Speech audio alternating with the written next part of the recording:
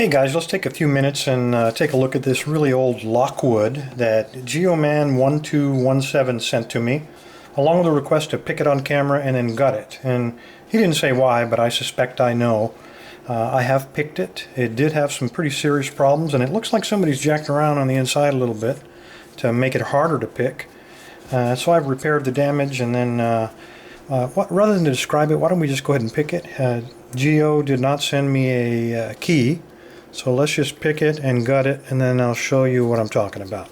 I'm going to turn this just slightly so I can get an angle at the keyway. It's only 5 pins, despite there being room for 6.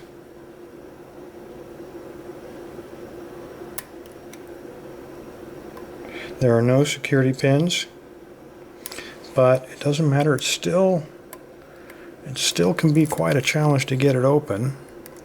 Sometimes.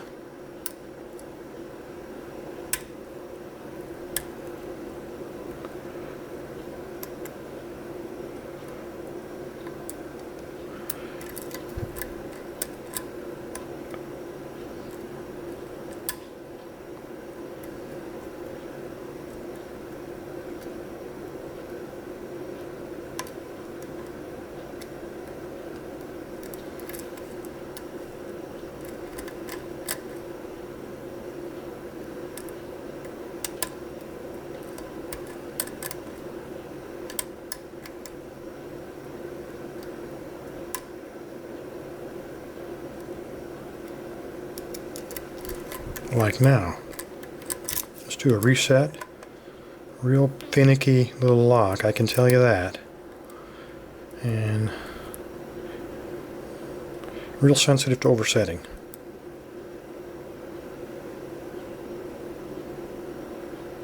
Come on, baby.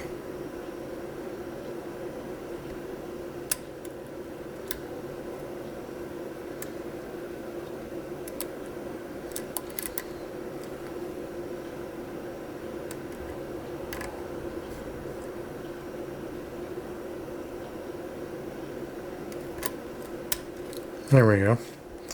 So I get my pick out of there. Alright, rather than describe to you what the problem with this lock is, let me show you what somebody has done to it.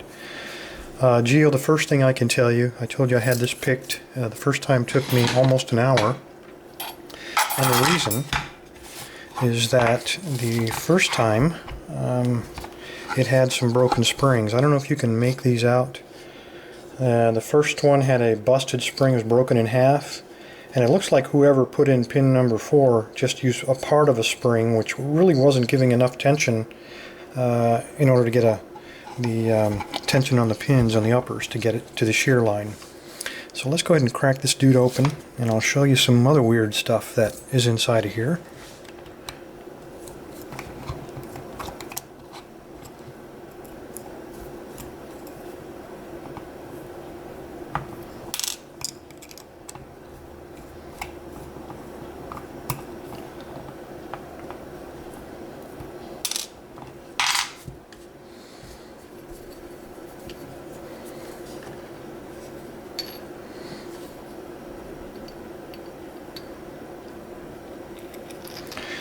Okay, right away you can see that as you said, there's only 5 of the 6 pins.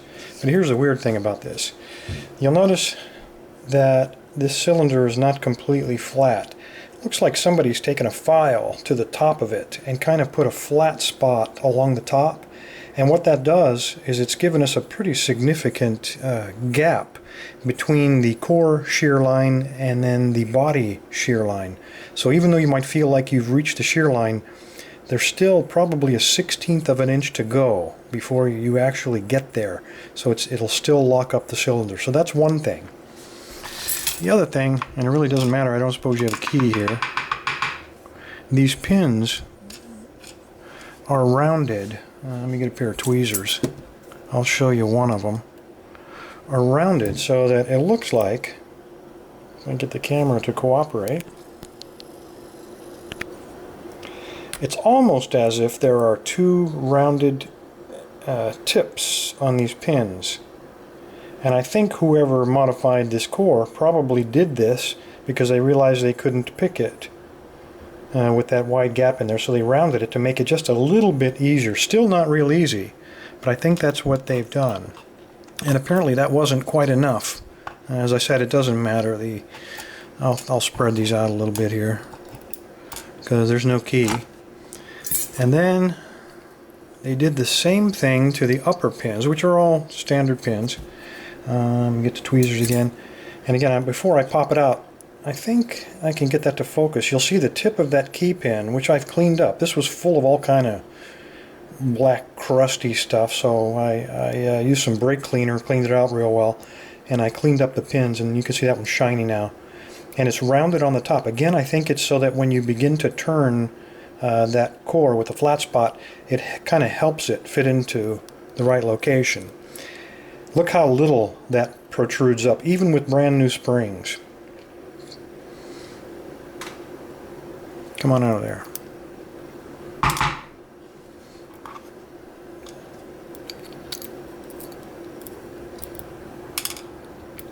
And again, the order on these don't matter. All of them are just a little bit different in length. But they're all exactly the same. One end of these upper pins, I think that's it, 5 of them. One end of these uppers is squared off, which would be the hard end to pick. And the other end is, well, not rounded, but at least beveled a little bit. And that would be the easier of the 2 ends to pick. So I don't know if whoever pinned this up intended it to be a training lock, or if they just, went overboard on the modifications. But anyway, there's what you got, Geo. I put 5 brand new springs in it, and I cleaned out the inside of it, and I put these pins. Now I do have some security pins. If you'd like me to pin it up with security pins, I'd be happy to do that for you.